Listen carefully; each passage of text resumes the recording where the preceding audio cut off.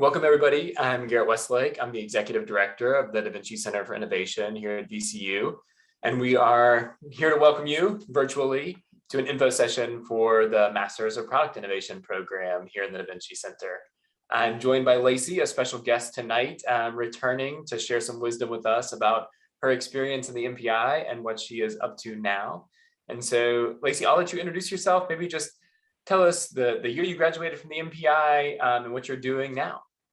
Awesome. Yeah. My name is Lacey Hansher.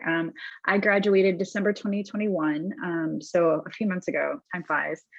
Since then, and maybe this will help us segue into our questions, but I have just spent the last few months working on the startup that I started when I left MPI, joined the Idea Factory, and really spent the last few months deep diving into the capstone idea that I had as part of the MPI. So yeah. That's awesome. I think one of the questions that we've been getting a lot is people are trying to understand how a program can prepare someone to do product in a corporate or in an industry setting, as well as be an entrepreneur. I would love just to kick it off. Like, what was your experience going through the program in terms of how you see the skills that you got through MPI serving someone both who has industry aspirations, as well as someone that might want to go the founder route and do the startup place? Yeah, absolutely. And I actually can kind of talk to both of those. So I'll first. Oh yeah, absolutely. Oh, totally. So the first one that I'll kind of speak to is, since it's freshest in my mind, I'll talk about the entrepreneur. The MPI program really, the big thing that it did, and I cannot stress this enough, I met so many people in the local Richmond community, and I understood more about what it would take to build a solid foundation for a startup in the Richmond community. Who are the people I need to talk to? What are just some of the resources that are available out there? What kind of things are investors looking for? What's a business plan? Is this a good idea? How do I test to see if this is a good idea? All of those things I learned. I got that amazing start at MPI. And then I also learned about what are the next steps, who are the people that I could potentially speak to really start to take my idea to the next level. So that was great as an entrepreneur. And then also looking at kind of if I wanted to instead take my skills and become more of a product manager in a corporate environment, there were certain classes that I was able to take, and there were certain projects that I was able to work on where I was able to look at either an existing project or product, or I was able to really be able to apply a lot of those same questions of how do we test this idea, how do we really truly deep dive into this to find out what are some of the problems that we could potentially solve, how do we solve them in a way that's really truly human centered, and being able to take that skill set and apply that to a broader product roadmap that a company might be looking for. Yeah. Going back to the first part, how have you found Richmond to be as a startup ecosystem? It has been great. So I joined the Idea Factory, which it was a wonderful community full of resources. And the thing that surprised me is, I always, before I joined MPI, it always kind of seemed like this big wall of just oh, those are those people over there who are able to do things like solve problems, build businesses, things like that. And then with MPI, I don't know if I got my foot in the door or just it just finally connected me to the right people to be there's people out there that want to help you. They want you to succeed. They want you to have these creative ideas, and they want to help you, build businesses and build solutions and really kind of take your idea to the next level. And Richmond in particular has so many resources for that. Yeah, everyone's been really helpful and supportive. Awesome. I mean, I think it's the same way. It's one of the things that brought me to Richmond. I think it's like a big city, small town. So we have big city amenities in some way where there's a great, investment scene here. There is money for investment. There are other tech companies here. There are people here in that innovation space, but it's small enough that it's accessible. I find it to be way more accessible than some other cities where it's just overwhelming or it feels hard and anonymous. Oh yeah, absolutely. Yeah. I always have that debate. Is this the biggest small town or the smallest little city? And it's both. Yeah, Yeah. yeah.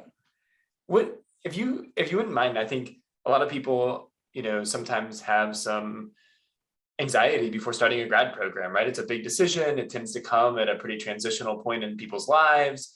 Maybe could you take us back and think through like what were some of the questions you had coming in? What were some of the things that were keeping you up at night? And how did that play out throughout the course of the MPI program?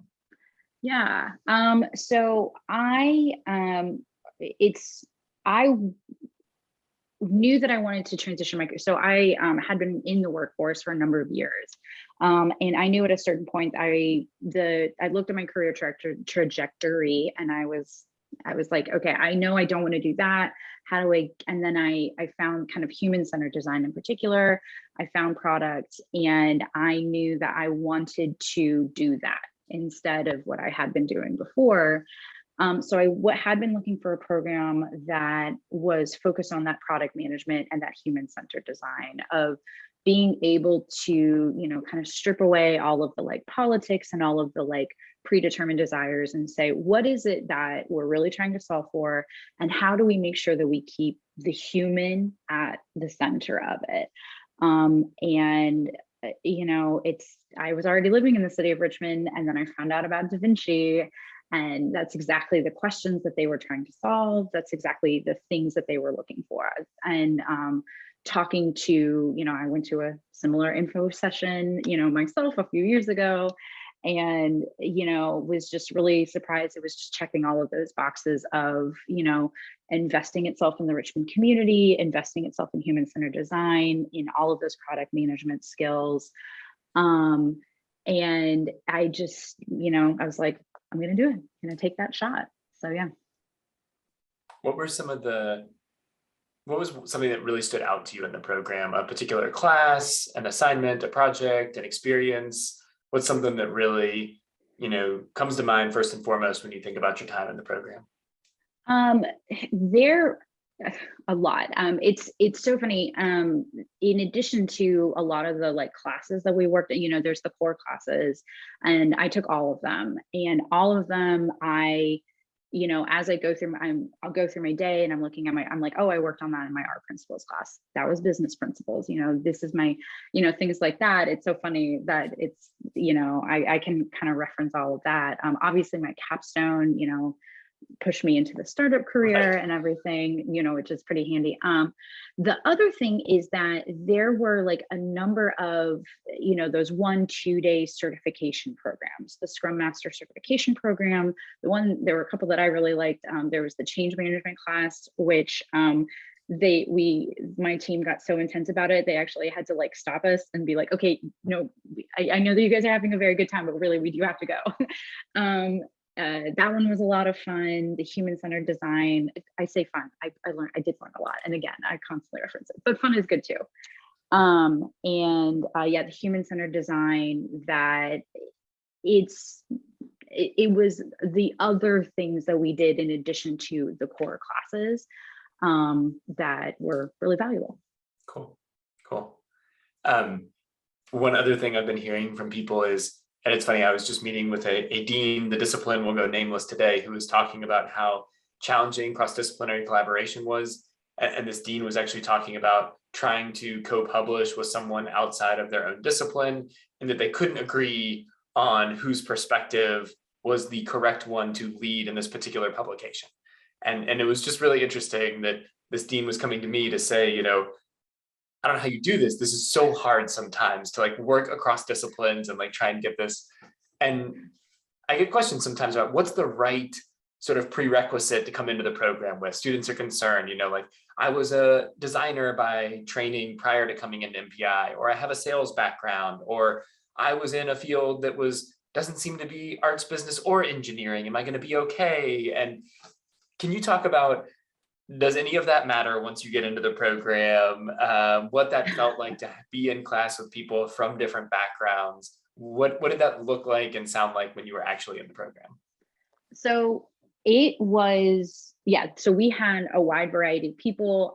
So as I said, like I've been in the my career for a few years. There were people who were just out of undergrad as well. There were people who were older than me who had already gone through a number of business ideas and were kind of coming in as well.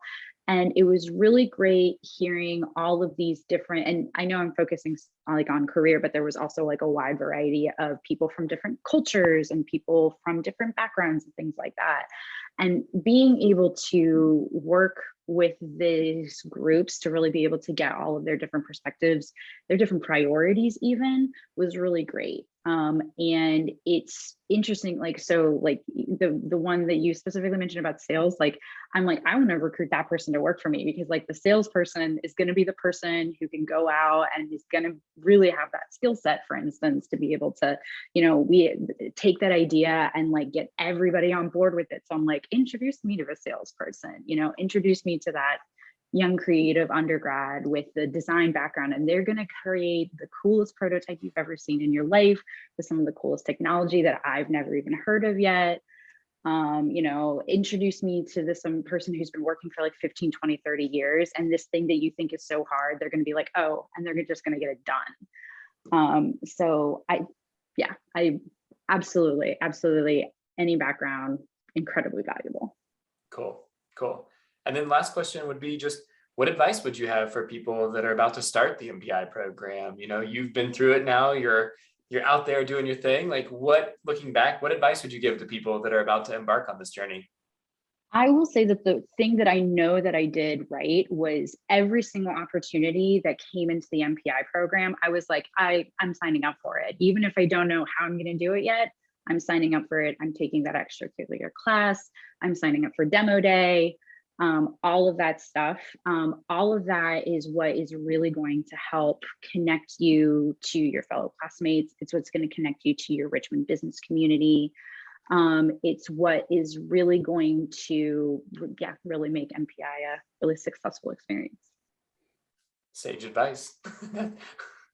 Well, Lacey, thank you so much for joining us. We really appreciate you coming back and sharing your story. And for everyone who wasn't able to join us tonight, but is watching this later, we really appreciate you tuning in and getting to hear from those that have already been through the MPI program and come back to share their story. So thank you so much.